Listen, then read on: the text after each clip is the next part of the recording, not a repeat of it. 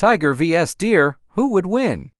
In the intricate tapestry of nature, the struggle for survival is a constant thread.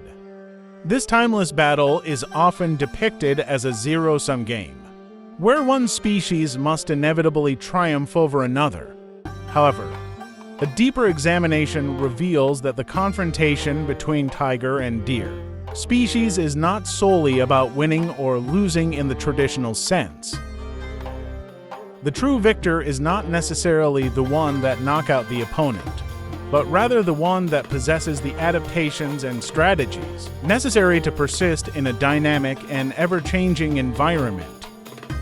By analyzing their interactions and survival strategies, we will explore how the concept of who would win extends beyond mere physical strength or dominance.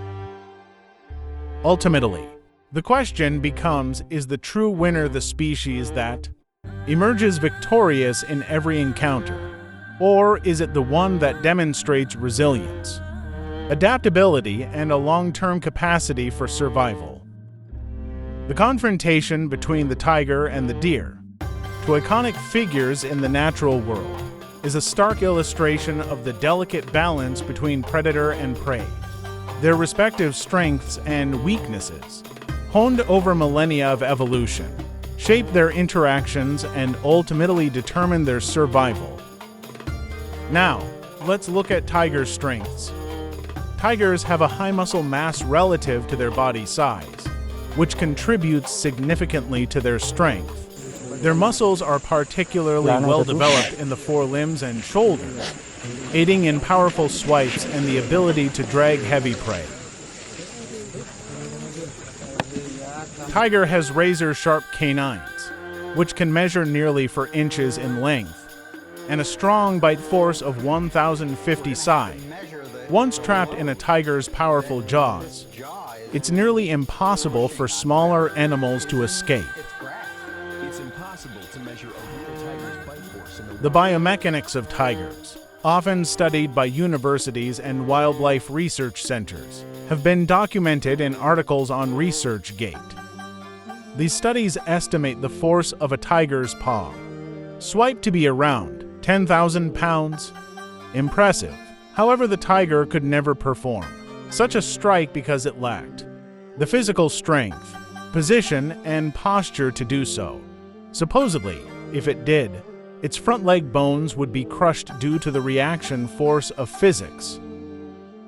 Claw and teeth size, detailed anatomical studies by biologists, show how the size and structure of a tiger's claws about 4 inches and teeth about 3.5 inches contribute to their ability to grip and tear flesh.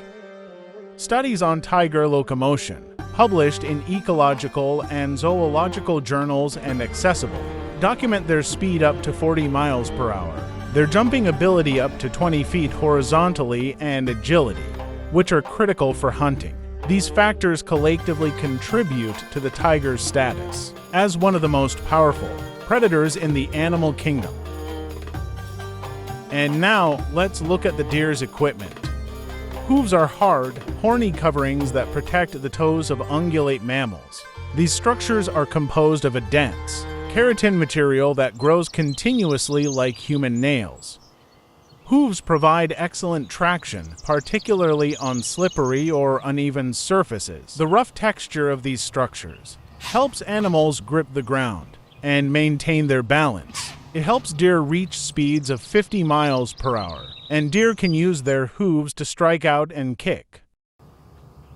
Sight of deer. Deer have trouble seeing red and orange, but they can see green and blue well. This is a disadvantage because the tiger is light, orange with camouflage stripes. It is difficult to recognize the tiger. Smell of deer. Deer use their sense of smell to locate food and predators. It is one of the most important senses for a deer. Smell is affected by wind speed. Fast wind can make it harder for a deer to sense predators or locate where the scent is coming from. Hearing of deer. This is the most important sense for a deer as they can sense noise quite well. This, ultimately, can save their life from predators including animals and hunters. Deer move their ears in multiple directions, as they have trouble hearing what is behind them. Somewhere in India, in a direct physical confrontation, the tiger's strength will usually crush any deer even if the deer raises its antlers to defend itself.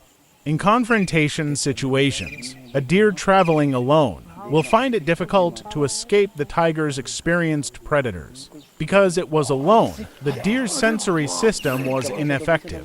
It could no longer hear or smell the experienced predator. The tiger had been ambushing for hours behind the bushes, waiting for the right moment to strike.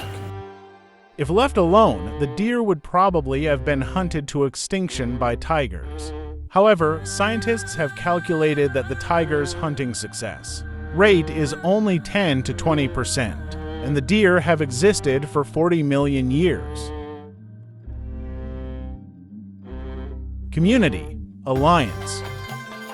To fight against the common enemy, an alliance between deer and monkeys has been formed. Diplomatic negotiations are taking place continuously to find ways to deal with the forest's top predator.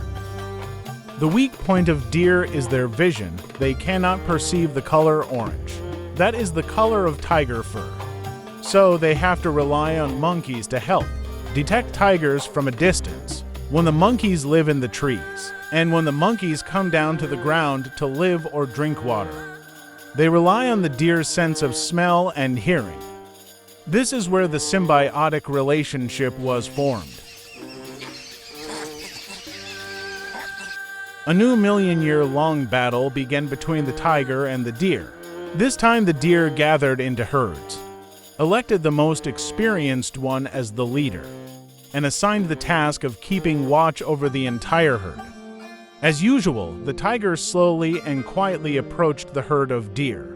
The cunning tiger walked against the wind, making the deer's sense of smell useless. Feet lightly on the ground, the leader stomped his feet in alarm below.